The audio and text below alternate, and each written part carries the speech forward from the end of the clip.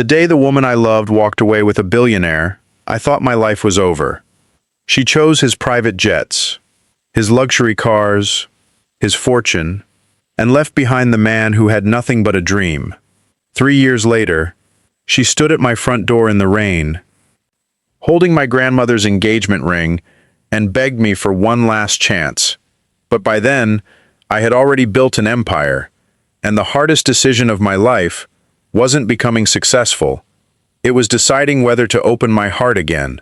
Mike remembers the heartbreaking night Lena Blake quietly placed his engagement ring on the kitchen table beside 2 cold cups of coffee, telling him she could no longer wait for the future he kept promising. Mike insists their life together has already begun, but Lena explains they have only been surviving. She wants more from life, leaving Mike unable to understand why everything is suddenly falling apart. Looking back, Mike realizes losing Lena seemed like the worst moment of his life, never imagining her decision would eventually lead him to billionaire Henry Cross, known by everyone as Hammer. Before the betrayal, there had been hope. Mike met Lena during their final year of college while studying engineering, working nights, and supporting his mother with nearly every paycheck he earned. Mike dreamed of creating machines that improved ordinary lives, while Lena promised to stay beside him until the world finally recognized his talent and hard work. Years later, Mike works as an engineer at Northline Systems, solving difficult technical problems by day and secretly developing an innovative energy system every evening after returning home exhausted. Mike's lifelong friend Noah Reed regularly helps build the prototype inside the garage and gently reminds Mike that Lena still loves him, but she is growing tired of waiting for success. Determined to prove Noah wrong, Mike plans a romantic anniversary dinner where he intends to propose using his grandmother's cherished diamond ring, believing their future together is finally about to begin. Northline Systems announces a prestigious charity gala where Mike's prototype will be displayed under the company's name. Lena borrows a beautiful dark red dress, and the moment Mike sees her, every worry disappears. Mike compliments Lena's appearance before they leave together. Smiling softly, Lena jokes that for one evening, they can pretend they truly belong among the wealthy guests attending the gala. The charity gala inside the Cross Grand Hotel is filled with investors, celebrities, crystal chandeliers, and towering windows. Lena quietly admires the glamorous atmosphere, while Mike focuses on the opportunity ahead. The atmosphere suddenly changes as Henry Cross arrives. Known throughout the business world as Hammer, the powerful billionaire commands attention without saying a word, as everyone instinctively makes way for him. Victor Hale introduces Mike to Henry Cross, but Hammer barely acknowledges him. Instead, his attention shifts toward Lena, asking who she is, while studying her with unusual interest. Lena politely introduces herself and shakes Hammer's hand. Mike notices the billionaire holding her hand a moment longer than necessary, creating an uncomfortable feeling he cannot explain. Later that night, Victor unexpectedly pulls Mike into an emergency meeting upstairs. Mike asks Lena to wait, but the discussion lasts much longer than he expects. When Mike finally returns, the ballroom is nearly empty. Noah calls to reassure him that Lena is safe, but outside, Mike watches a limousine disappear into the night, before hearing the words that change everything. I stood on the sidewalk long after Hammer's limousine disappeared into the night. The cold wind brushed against my face, but I barely felt it. Noah rested a hand on my shoulder. "Mike, don't jump to conclusions." "I won't," I answered quietly. "I'll ask her myself." That was the only thing keeping me together. Lena had never given me a reason to doubt her before. I refused to let one strange night destroy 5 years of memories. The next morning, she walked into our apartment, carrying a designer shopping bag I had never seen before. She smiled as though nothing had happened. "Morning." I looked at the bag. "Where were you?" She hesitated for only a second. "Hammer invited a few guests to continue talking after the gala. It was just networking." "Networking until 2 in the morning?" She placed the bag on the kitchen counter. "You know how those people are." I wanted to believe her. God, I wanted to. Instead, I noticed the luxury watch on her wrist. Lena, she looked down. It was a gift. A gift for attending. I laughed once, but there was no humor in it. People don't hand out watches worth more than my yearly salary. She crossed her arms. Maybe that's because you've never been around successful people. The words hit harder than I expected. I stayed silent. A week later, everything changed. Hammer began appearing everywhere. Flowers arrived at Lena's office. Luxury handbags showed up at our apartment. Private dinner invitations filled her phone. She told me they were business opportunities. I told myself to trust her. Every night she came home later. Every morning she seemed farther away. Noah watched me fall apart one piece at a time. I don't like this, he admitted while helping me test my prototype. I'll fix it. You can't fix someone else's choices. I have to try. So I planned the perfect evening. I reserved the rooftop restaurant overlooking the city skyline. I carried my grandmother's engagement ring in my jacket pocket. I rehearsed everything I wanted to say. I was ready to ask Lena to marry me. She never showed up. I waited for nearly 2 hours. Finally, my phone buzzed. Can we meet somewhere else? Her message included the address of a luxury hotel. When I arrived, she was standing in the lobby wearing the same necklace Hammer had been seen buying at an auction 2 days earlier. My heart sank before she even spoke. I'm sorry, she whispered. For what? She reached into her purse and placed my grandmother's ring in my hand. I can't do this anymore. What are you talking about? I've made my decision. You mean us? She nodded. I deserve a different life. I felt the room spinning. What happened to forever? Her eyes filled with tears. Forever doesn't pay the bills. I stared at her. For years, I had worked overtime. Skipped vacations. Ignored birthdays. Sacrificed sleep. Everything I did was for our future. Yet she looked at me as if none of it mattered. So that's it? She swallowed. Hammer can give me the life I've always dreamed about. And love? She looked away. Love isn't enough. I closed my hand around the ring until the edges hurt my palm. I hope he gives you everything you're looking for. She wiped away a tear. I truly hope you understand someday. No. My voice remained calm. I understand today. Without another word, I walked out of the hotel. I didn't cry. Not then. 3 weeks later, every news channel carried the same headline. Billionaire Henry Hammer Cross announces his engagement to Lena Blake. Their smiling faces filled every screen in the city. I turned off the television. Then I walked into my garage, looked at the unfinished prototype that everyone said would never work, and made myself a promise. If love had abandoned me, failure never would. The next morning, I unlocked my garage before sunrise. There were no speeches left to give, no relationship left to save. Only one decision remained. Either I would spend the rest of my life blaming the people who walked away, or I would build a future so strong that no one could ever take it from me again. I chose the second option. For the next 6 weeks, my world became painfully simple. Work, sleep, build, repeat. Every evening after leaving Northline Systems, I locked myself inside the garage and worked on my energy prototype until my eyes burned from exhaustion. Noah rarely asked questions anymore. Scene 04. Voiceover.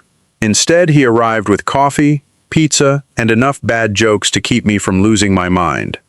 You know, he said one night while tightening a circuit board, normal people watch movies after work.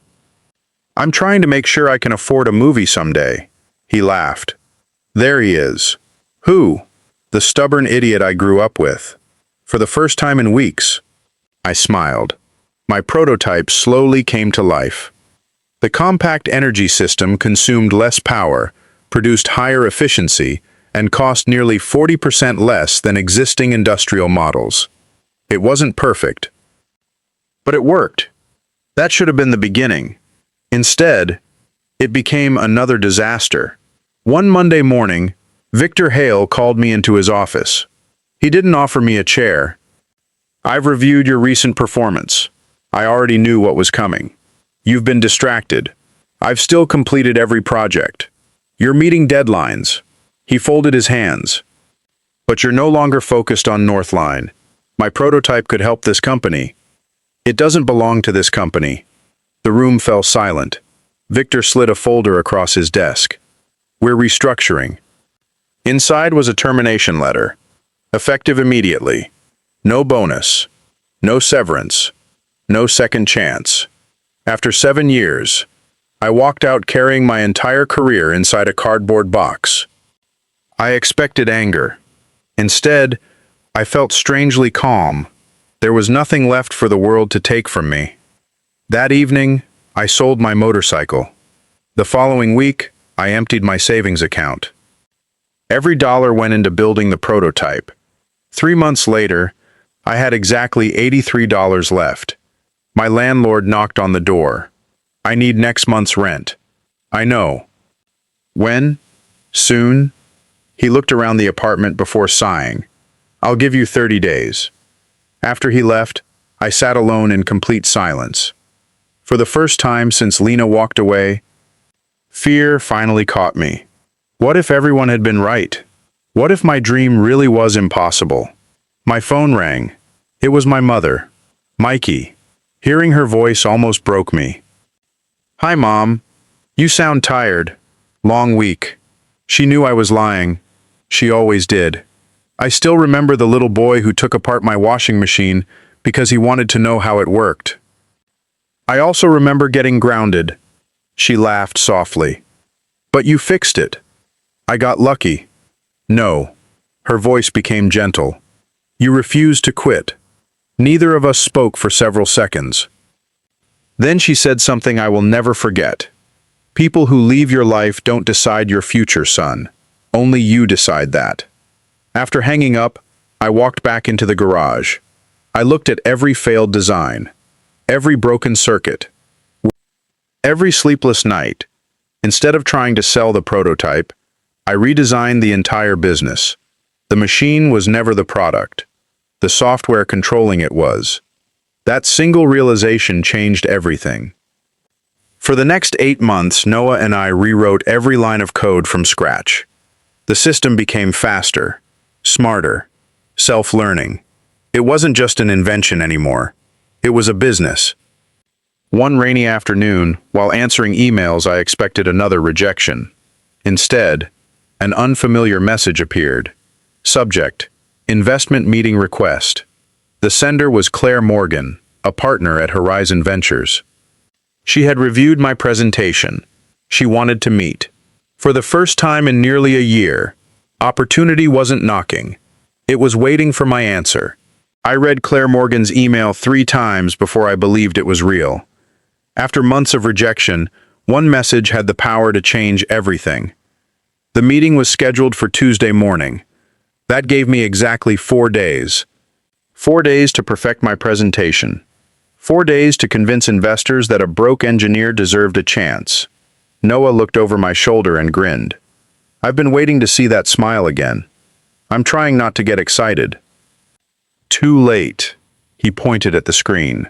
They contacted you, Mike. That's never an accident. The next 4 days disappeared in a blur. We improved the software interface, fixed every bug we could find, rebuilt the demonstration model. I even borrowed Noah's only suit because mine had become too worn for an investor meeting. Tuesday arrived faster than I wanted. Horizon Ventures occupied the top floor of a glass tower overlooking downtown. Everything inside looked expensive. Polished marble floors, modern artwork, quiet confidence. I suddenly felt completely out of place. A receptionist greeted me with a warm smile. Mr. Mike, Miss Morgan will see you now. I followed her into a conference room surrounded by floor-to-ceiling windows. Claire Morgan stood beside the table. She looked confident without trying to impress anyone. Professional. Focused, calm. She shook my hand firmly. I'm glad you came. Thank you for inviting me. I've spent 2 weeks reviewing your software. I blinked. 2 weeks? She smiled.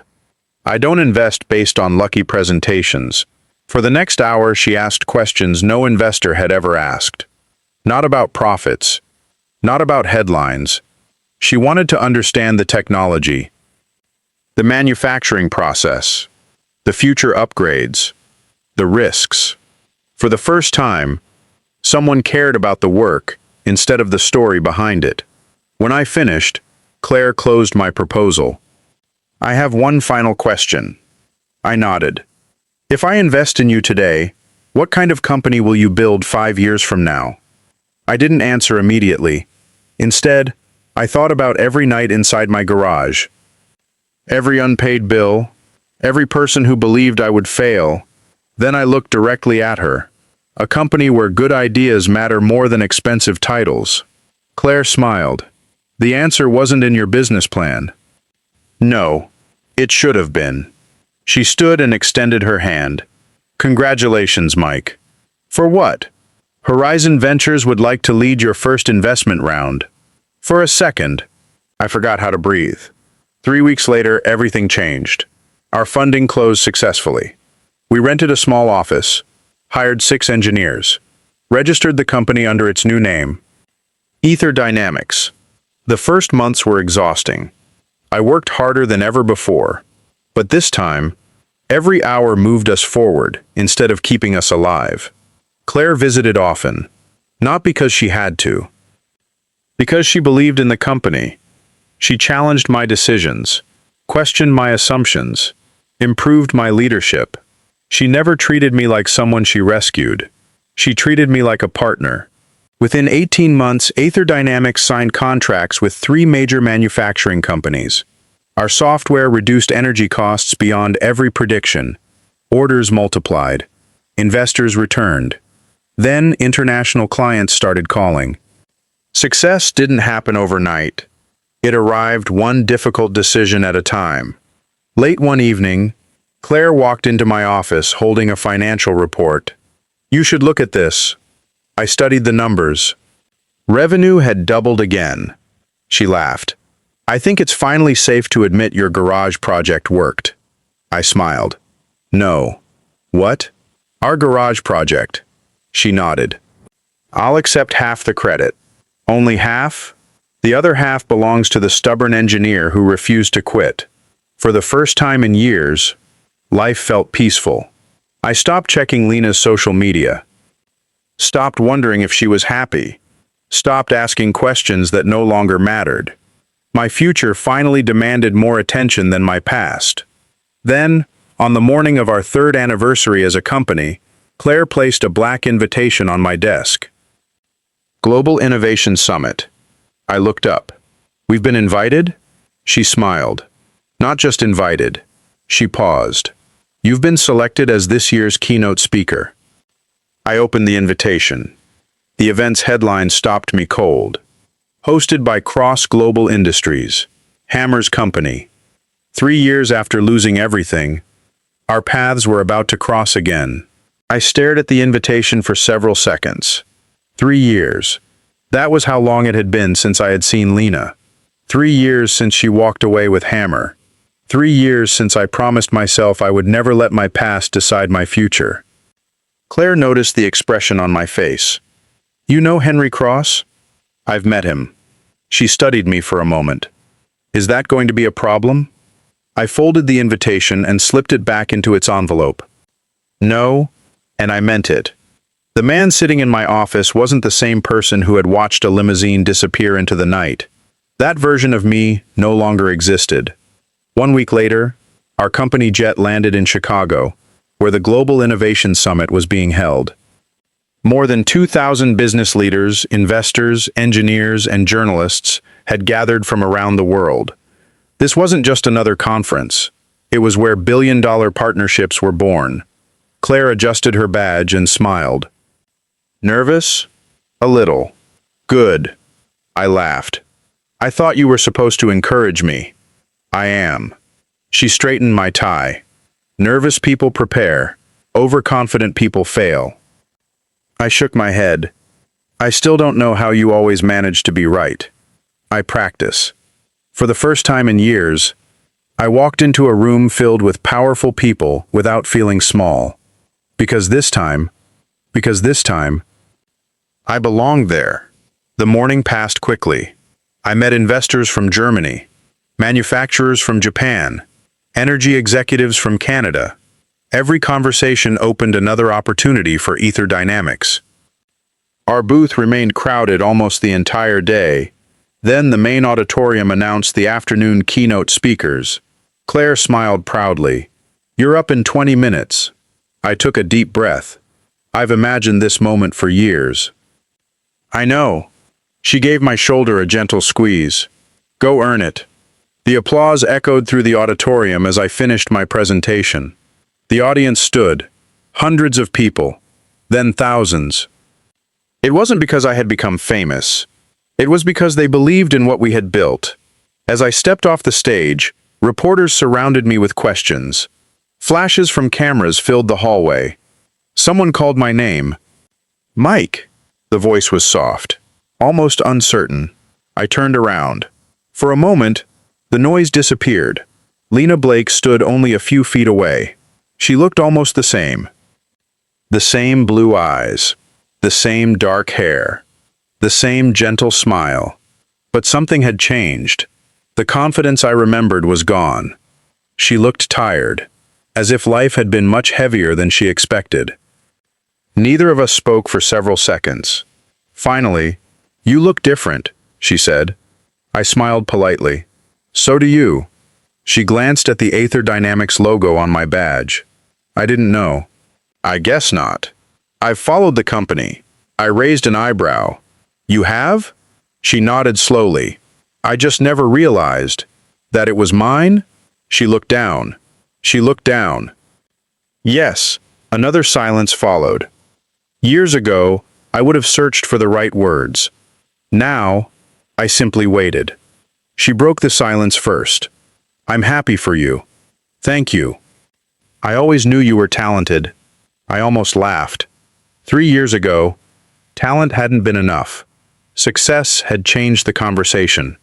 Before either of us could continue, another voice interrupted. "Mike?" Claire walked toward us carrying a folder. She stopped beside me and looked at Lena with a professional smile. "I didn't realize you were talking. We were just catching up." Claire extended her hand. "I'm Claire Morgan." "Lena Blake." They shook hands politely. Claire looked back at me. "The investors from Berlin are waiting. I'll be there in a minute." She nodded and walked away. Lena watched her disappear into the crowd. "Is she my business partner?" There was something in Lena's eyes. Not jealousy, not anger. "Regret. I should let you go," she said quietly. "I have meetings." She forced a smile. "It was good seeing you again." "You too." I turned and walked toward the investors. This time, I didn't look back. Late that evening, after the networking dinner ended, I stood alone on the hotel balcony, overlooking the city lights. The cold air reminded me how far life had carried me. Claire stepped outside holding 2 cups of coffee. "I figured you'd still be working." She handed me one. "Thank you. You handled yourself well today." I almost didn't recognize her. Claire leaned against the railing. Some people only recognize someone's value after they've already lost them. Before I could answer, movement inside the ballroom caught my attention. Hammer had just entered. The room immediately grew quiet, but something felt different. Reporters weren't smiling. Several investors walked away instead of toward him. One television mounted above the bar suddenly switched to a breaking news report. Across the screen, a headline appeared. "Federal investigators launch inquiry into cross-global industries." Hammer's confident smile disappeared for the first time, and I realized his empire had just begun to crack. The ballroom changed in seconds. Conversations stopped. Camera flashes that had once followed Hammer with admiration now chased him with suspicion. The television above the bar continued broadcasting the breaking report. Federal investigators had officially opened an inquiry into cross-global industries over allegations of financial fraud, bribery, and falsified international contracts. Hammer forced a smile as reporters rushed toward him. No comment, he repeated. Again and again. His security team quickly surrounded him and pushed through the crowd. Claire looked at me. I've never seen investors walk away from him before. They smell risk. She nodded. And investors hate risk. Within minutes, the conference organizers quietly canceled Hammer's keynote speech. His name disappeared from the schedule. Another speaker took his place. Just like that, the most powerful businessman in the room had become the man everyone wanted to avoid. The next morning, Ether Dynamics signed 2 international partnership agreements before breakfast. While our legal team celebrated downstairs, Claire and I reviewed documents in a private meeting room. She closed her laptop. I think we're ready to expand into Europe. I agree. My phone vibrated. The notification came from a business news app. Cross-global shares fall 23% after federal investigation. Only 23%. That meant investors still believed Hammer could survive. For now. I locked my phone and continued working. His problems were no longer my responsibility. 3 weeks passed. Ether Dynamics grew faster than we had expected. We hired new engineers, opened another office, signed contracts that once felt impossible. One Friday afternoon, Noah walked into my office carrying a box of donuts. I brought fuel, you brought sugar. Exactly. He looked around the office and laughed. You know what's funny? What? You started this company in a freezing garage. And? Now people need appointments just to talk to you. I smiled. I still answer your calls. You'd better. Before either of us could continue, Claire entered holding a tablet. You might want to see this. She placed it on my desk. The screen showed another live press conference. This time, Hammer wasn't standing behind a podium. He was walking into a federal courthouse surrounded by attorneys. Reporters shouted questions from every direction. Did your company hide offshore accounts? Did you authorize false invoices? Are more arrests coming? Hammer ignored every question. For the first time since I'd met him, he looked exhausted. That evening, I drove home later than usual. Rain covered the windshield as traffic crawled through the city. At a red light, I noticed a familiar face standing across the street. Lena. She was leaving a law office. Gone were the designer dresses and luxury jewelry. She wore a simple gray coat. No security, no assistants, no photographers. She looked alone. The light turned green before she noticed my car. I drove away. Some chapters of life are meant to stay closed, or so I believed. Over the following month, the headlines grew worse. Cross Global lost major investors. Banks froze company assets. Executives resigned one after another. Several former employees agreed to testify. The empire Hammer had spent decades building was collapsing from the inside. Claire looked at another financial report and sighed. It's happening faster than anyone predicted. Truth usually catches up eventually. She nodded. I guess money can't buy trust forever. 2 weeks later, I arrived home after another 12-hour workday. The neighborhood was unusually quiet. Rain fell steadily beneath the streetlights. As I reached my front porch, I noticed someone sitting on the steps. At first, I couldn't recognize the figure. Then she slowly stood. Lena? She looked thinner than I remembered. Dark circles surrounded her eyes. For several seconds, neither of us moved. Finally, she spoke. I know I don't deserve your time. I remained silent. She lowered her eyes. Hammer was arrested this morning. I had already seen the news. He lied about everything. Her voice shook.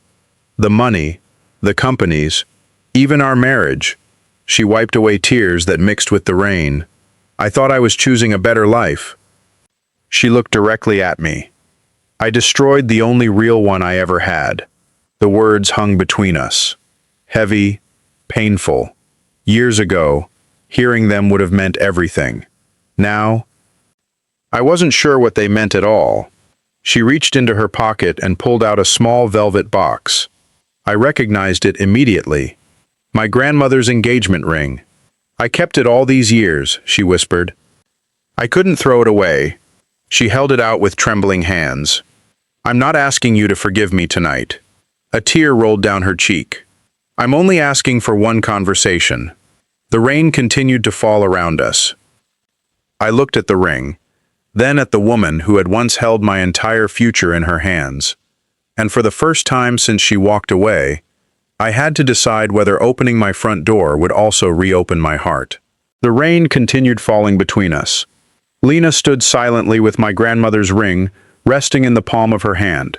I looked at it for a long moment before gently closing her fingers around it. Keep it. Confusion filled her eyes. I can't. You can. She swallowed. It belongs to your family. It belonged to the future we planned together. I unlocked my front door. I'm willing to listen. Her shoulders relaxed slightly. But understand something first. She nodded. This conversation doesn't mean I'm giving us another chance.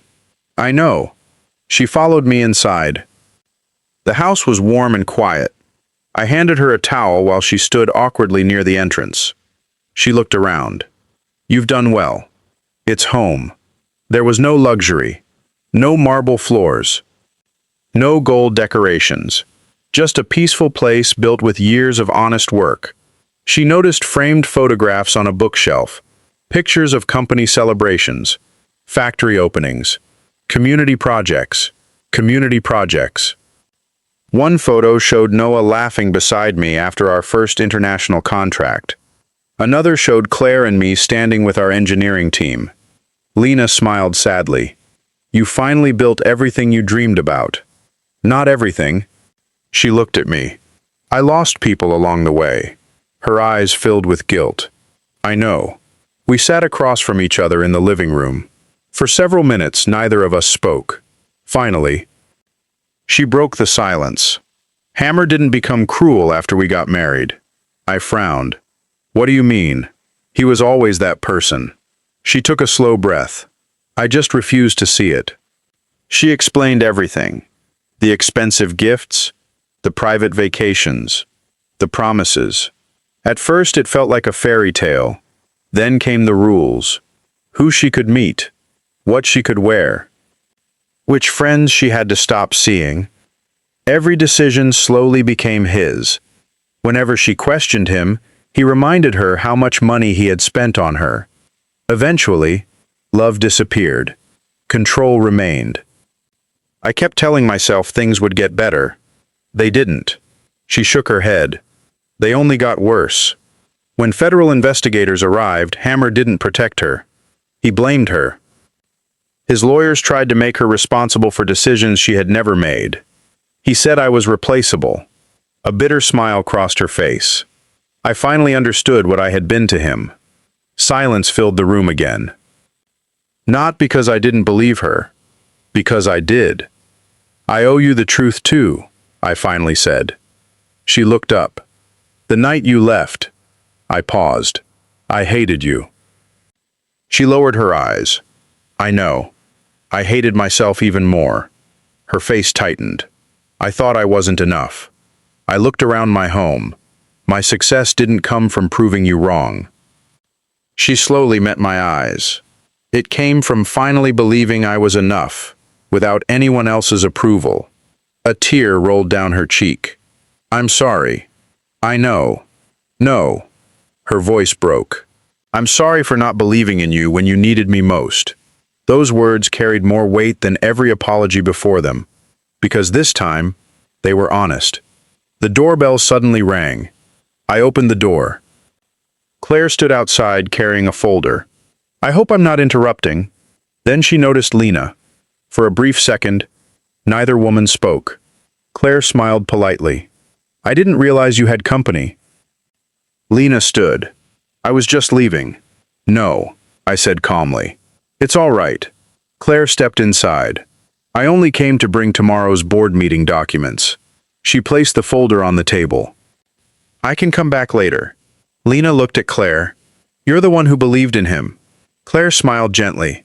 I believed in a great idea. She glanced toward me. The man came with it. For the first time that evening, I laughed. A small one, but real. Lena noticed it, and I think she realized something. Claire had never tried to replace her.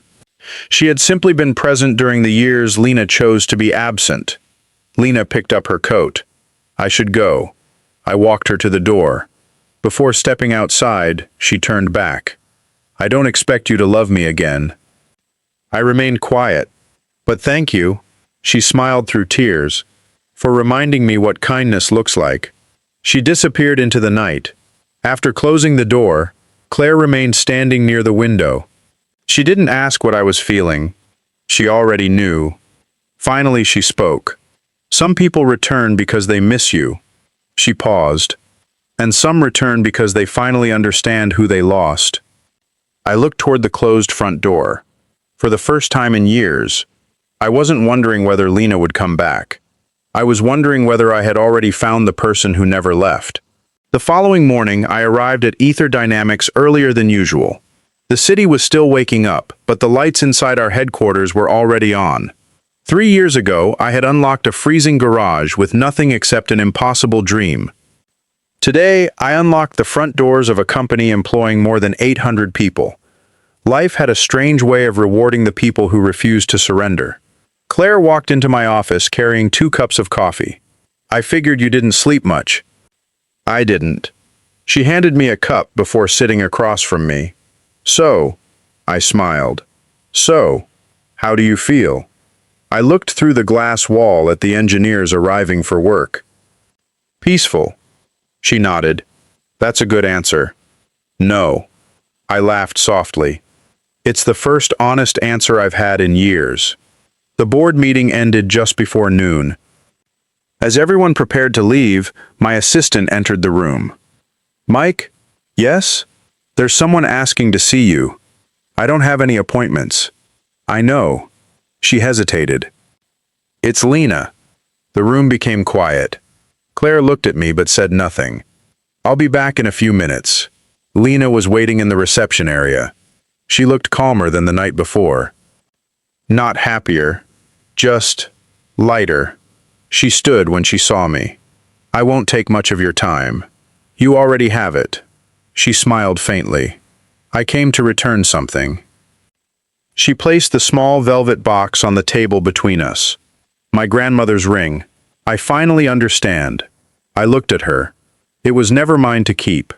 I slowly opened the box. The diamond reflected the morning sunlight.